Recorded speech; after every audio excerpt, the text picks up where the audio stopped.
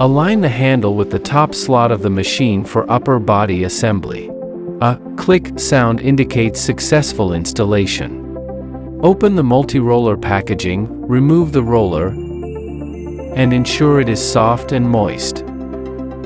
Do not discard the multi-roller packaging box.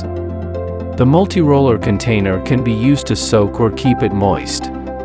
Press the button above the cover to open the cleaning head lid, then remove the motor transport protection sponge and desiccant. When installing the multi-roller, lift the motor at an angle less than 45 degrees without excessive force. Insert the multi-roller onto the motor, ensuring the non-clip side is flush with the machine's sidewall. Gently lift the roller, press the clip downward, and confirm the roller clip is securely fitted. Close and lock the cleaning head cover.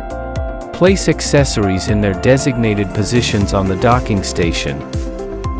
Connect the power adapter to a power source, and position the machine correctly on the base for charging.